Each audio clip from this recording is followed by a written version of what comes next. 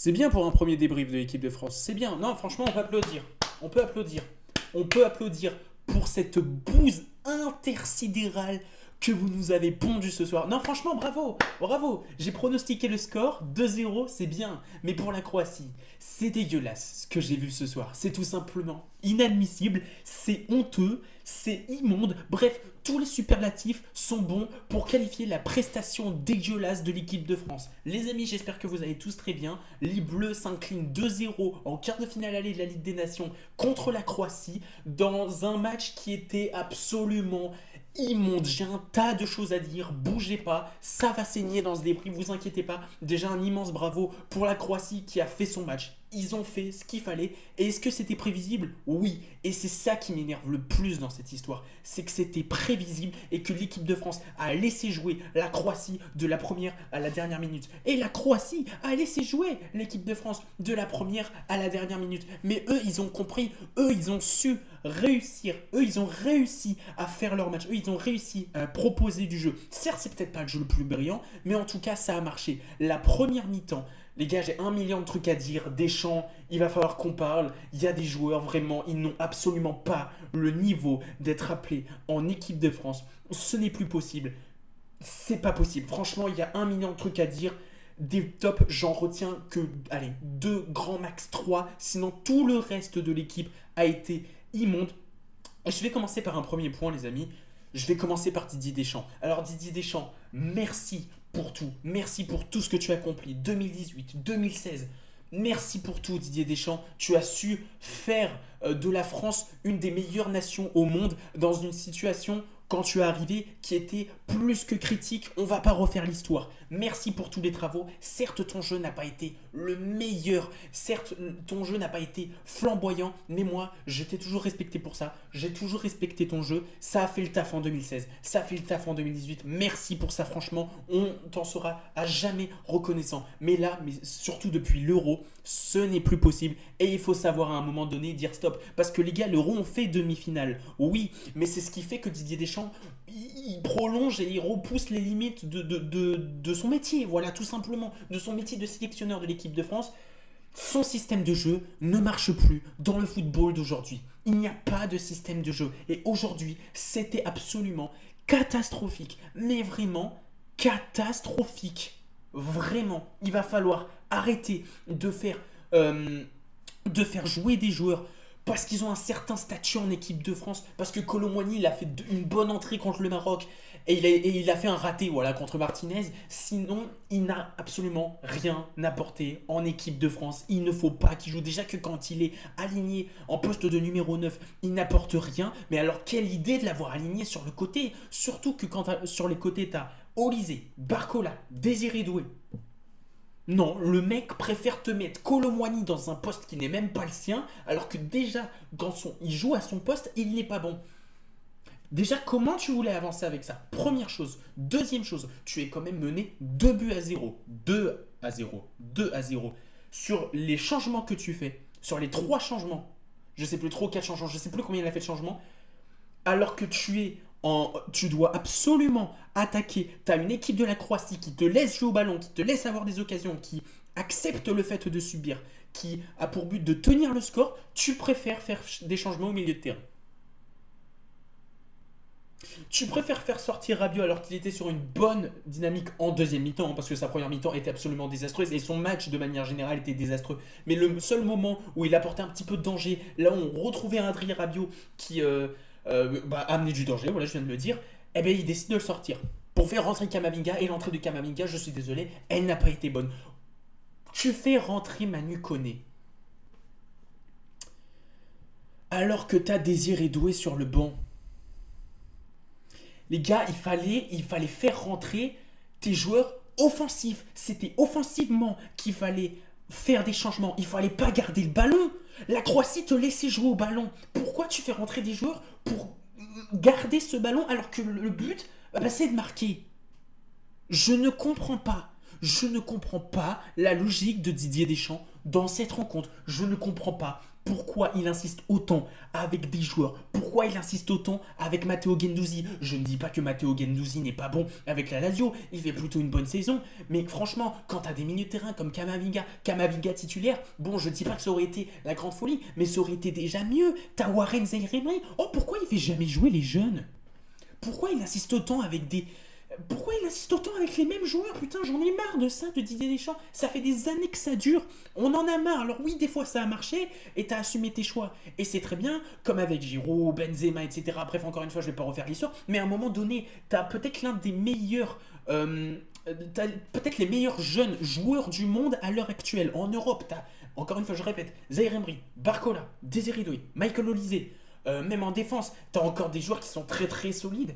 Mais pourquoi tu fais toujours jouer les mêmes joueurs qui ne sont pas au niveau? Parce que je suis désolé, Matteo Guendouzi qui joue quasiment l'intégralité du match, t'as Manu Koné qui est rentré en toute fin de match, mais je suis désolé, mais c'est scandaleux. C'est scandaleux. Vraiment, c'est une dinguerie. Donc pour ça, Didier Deschamps, je t'en veux. C'est peut-être le principal responsable de cette défaite de ce soir. T'as intérêt à te bouger le cul. C'est simple. T'as 3 jours pour te bouger. T'as 3 jours pour faire une remontada. Oui, parce que on a perdu 2-0, mais si on veut gagner, même s'il y a 2-0, ça ne suffit pas. Et croyez-moi que cette équipe de la Croatie avec cet avantage, que quand elle veut venir au Stade de France dimanche soir, elle va mettre le bus. Et va pas falloir pleurer derrière si on a 1 million d'occasions et que derrière on bute sur un énorme gardien, qu'on fait des poteaux, etc. et tout. Parce que la Croatie, croyez-moi qu'au Stade de France, ils vont absolument rien proposer du match. Je vous le dis, attendez-vous à ce que cette équipe de Croatie mette le bus pendant 90 minutes et s'occupe de faire les contres. Je le vois venir gros comme une maison. Donc pour ça, j'en veux principalement à Didier Deschamps. On en a marre. On en a marre. On a envie que ça change. Et ça va être comme ça jusqu'à la Coupe du Monde 2026. Mais mon Dieu que ça me fait flipper. Maintenant, j'ai fini sur Didier Deschamps. Voilà, c'est pour moi le principal responsable. Mais ce n'est pas le seul responsable. Et c'est là que je vais m'attaquer aux joueurs. Parce que ce soir, franchement, il fallait nous dire si vous ne vouliez pas jouer. Si vous ne vouliez pas jouer la Ligue des Nations. Au moins, si on est au courant, ok, au moins on est tenu au courant. Ça fait chier, mais on est tenu au courant. Mais là, honnêtement, putain, mais c'est la Ligue des Nations. Même si ça vous fait chier de jouer la Ligue des Nations, que pour les 3 quarts des joueurs, vous jouez des titres dans vos championnats, vous jouez des Coupes d'Europe, la Ligue des Champions, la Ligue Europa, et j'en passe.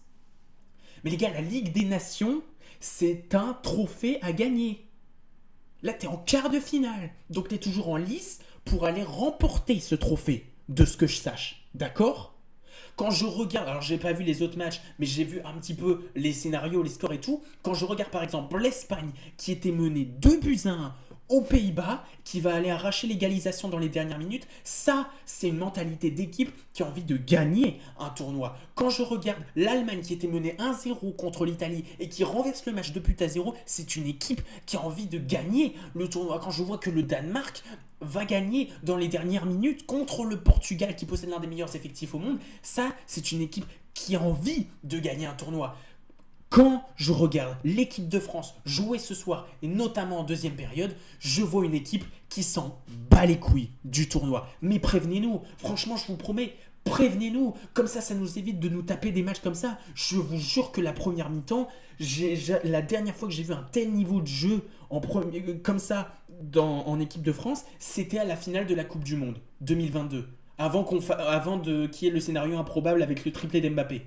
Voilà. Et le pire, c'est que la Croatie n'a pas forcé. C'est ça le pire, défensivement. Waouh. Alors que je pensais que c'était peut-être notre point fort avec notre attaque, mais ce soir, ça a été clairement notre point faible. Sur les 3 lignes, c'était peut-être la défense qui était le pire. En première mi-temps, tu n'avais que Lucas Digne qui essayait de proposer du jeu, qui essayait de se projeter, qui essayait d'apporter du danger face à une défense croate qui était quand même assez haute. Il n'y avait pas de pressing. Il n'y avait pas de pressing côté croate. Il n'y avait aucun pressing. Et tu n'avais que Lucas Digne qui essayait de se projeter et qui essayait d'apporter du danger offensivement. C'était le seul. Parce que Koundé, le match de ce soir, c'était peut-être l'un des pires. C'est l'un des pires ce soir, Jules Koundé, alors qu'il fait une saison exceptionnelle avec le FC Barcelone. Mais là, Koundé, que ce soit les pertes de balles, que ce soit les passes en retrait, c'est absolument catastrophique ce que j'ai vu de Jules Koundé. Vraiment, c'était immonde. C'était immonde. Je l'avais oublié dans mon avant-match, je me suis dit, bah, évidemment qu'il fallait qu'il soit titulaire, j'ai oublié de le citer, mais franchement, quand je regarde le match, bah finalement, je regrette pas tant que ça de l'avoir oublié, parce que je promets qu'un Jonathan Klaus, je pense que lui, il aurait proposé quelque chose offensivement. Alors peut-être que défensivement, ça aurait été un petit peu plus fébrile, mais au moins offensivement, il aurait essayé d'apporter quelque chose, parce qu'en première mi-temps, t'avais que Lucas Digne, et je parle même pas de notre charnière centrale, Saliba, Konaté. Saliba, Konaté. Entre Konaté, qui vient te sortir les mains comme ça, vous voyez les crabes là, voilà. Le mec était en position de crabe. Main, penalty absolument lunaire. Heureusement que Mike Maignan l'arrête. Mike Maignan qui est peut-être l'un des seuls qui ressort de ce match avec une bonne note. Enfin en tout cas, pas avec une note qui est mauvaise, parce que t'es un gardien en tant qu'aise de but et forcément, on va pas retenir ton match comme si c'était un gros match.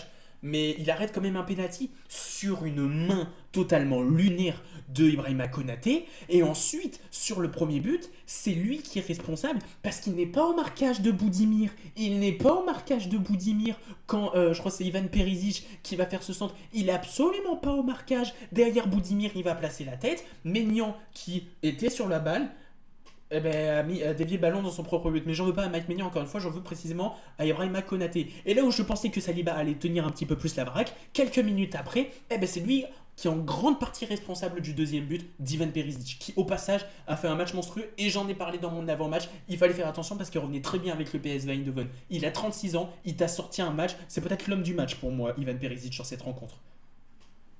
Notre charnière centrale n'était absolument pas rassurante.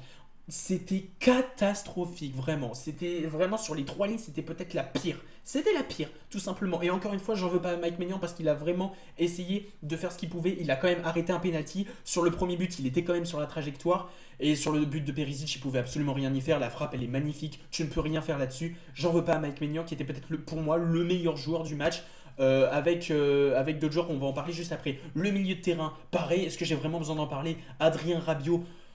Waouh, waouh, waouh, waouh. Autant Adrien Rabiot, je fais partie de ces gens qui le défendent, qui je trouve en équipe de France sont pas mauvais. Mais alors là, ce soir, franchement, les gars, Adrien Rabiot, entre les pertes de balles, entre les passes ratées, les passes en retrait, les fautes, les... Oh là là là là, il s'est fait manger, mais par... Il s'est fait manger par Modric, il s'est fait manger par Baturina, il s'est fait manger par Matteo Kovacic, il s'est fait manger par tout le monde. Adrien Rabiot n'a absolument rien proposé. La première mi-temps était absolument dégueulasse et je voulais absolument qu'il sorte parce que vraiment c'était désastreux. Au final, il a fait un début de deuxième mi-temps qui était bon. Et bien, comme j'ai dit juste avant, Deschamps a décidé de le sortir. Voilà. Alors qu'il était plutôt dans une bonne dynamique et qu'il pouvait essayer d'apporter un petit peu de danger et qu'il essayait de lever un petit peu la tête de l'eau. Voilà.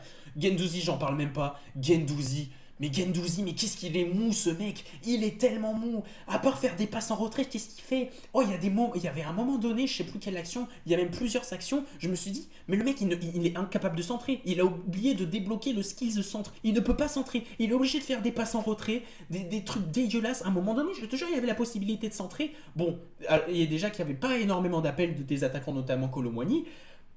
Le mec centre pas. Il centre pas. Mais à un moment donné, centre. Je sais pas, fais des centres, essaye d'apporter danger. Non, le mec, que des passes en retrait. Pareil, les pertes de balles. Bon, il y a eu beaucoup de glissades, hein. J'en avais parlé aussi dans mon avant-match du terrain. C'est vrai qu'il n'a pas été en notre faveur ce soir. Mais quand même quoi. Franchement. Donc Guendouzi, ça a été dégueulasse. Rabiot, ça a été dégueulasse. Tchouaméni, qu'on n'a pas beaucoup vu en première mi-temps. Sur les trois du milieu de terrain, c'est peut-être celui qui s'en sort le mieux, on va dire. Et il fait tout le match. Bon, c'est vrai qu'il fait une faute aussi. Bon, c'est vrai que Tchouaméni, on l'a pas extrêmement vu, mais c'était c'est celui qui s'en sort le mieux sur les trois. Et pour ce qui est de l'attaque, j'en vois beaucoup déjà qui vont commencer à critiquer le match d'Ousmane Dembélé. Ousmane Dembélé qui est l'un des seuls qui essayait de se projeter un petit peu, notamment en première mi-temps. En première mi-temps, il n'y avait que lui qui pour moi sortait du lot avec Lucas Digne. Et en deuxième mi-temps, c'est lui qui a créé le plus de danger. C'est lui qui a tiré le plus dans le match. Je crois qu'il a plus tiré que Kylian Mbappé. Malheureusement pour lui, ses frappes elles sont passées dans le petit filet. Mais Ousmane Dembélé, pour moi, il a fait un bon match. C'est le seul peut-être qui est sorti du lot en attaque avec Kylian Mbappé. Kylian Mbappé qui a quand même buté aussi sur Dominik Livakovic. Il va falloir qu'on en parle aussi, mais Livakovic fait un match extraordinaire aussi. Vraiment, il permet à la Croatie de sortir avec un clean sheet dans un match où c'était compliqué, surtout en deuxième période. Mais il y a quand même deux grosses occasions en première mi-temps qui proviennent de Kylian Mbappé. Kylian Mbappé, il a tenté. Kylian Mbappé n'a pas fait un mauvais match. Kylian Mbappé a assuré son rôle de capitaine. Il a fait le taf. Malheureusement pour lui, ça a manqué de réussite. C'est ce qui fait aussi qu'on va peut-être un petit peu le critiquer, c'est son manque de finition, mais il a buté sur un grand gardien et il a été aussi très bien géré par Josko Gvardiol et par la défense de la Croatie. Et puis Kolo Muani, je suis désolé, mais moi j'en peux plus. Kolo Muani, j'en peux plus. Et encore une fois, j'en veux à Didier Deschamps de l'avoir aligné titulaire.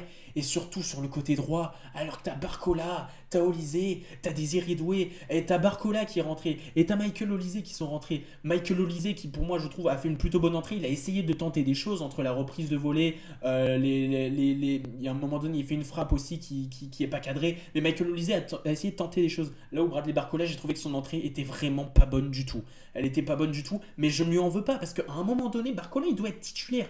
Forcément, quand tu rentres dans à un moment donné dans un match où tu es mené 2-0, bah forcément que tu vas essayer tu te précipites et tu fais des mauvais choix. Barcola n'a pas fait une bonne entrée, mais de manière générale, les entrées de l'équipe de France n'ont pas été bonnes, sauf peut-être Upamecano et Olysée, deux Bavarois. Je vous jure que l'entrée d'Upamecano, pour moi, elle a été pas décisive, hein, évidemment, parce que le résultat est là, il y a 2-0. Mais l'entrée de Dayot Upamecano, je l'ai trouvé bon avec ses passes qui cassaient des lignes. Tu sentais quand même qu'il y avait plus de sérénité et en défense et surtout en attaque. Il essayait de se projeter un petit peu avec ses passes, on le sait très bien qu'il casse des lignes et tout. Ça a marché de temps en temps. Mais ça n'a pas suffi. Ça n'a pas suffi. Michael Olise a fait une bonne entrée, je vous l'ai dit, il a fait ce qu'il a pu.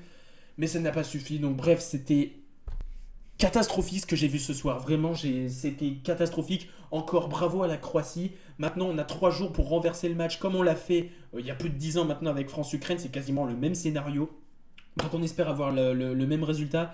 Mais franchement, avec le match que j'ai vu ce soir, j'ai vraiment du mal à me dire que la France va mettre 3 buts au Stade de France contre cette même équipe de la Croatie qui, encore une fois, je vous le dis, va mettre le bus au Stade de France. Je vous le dis direct.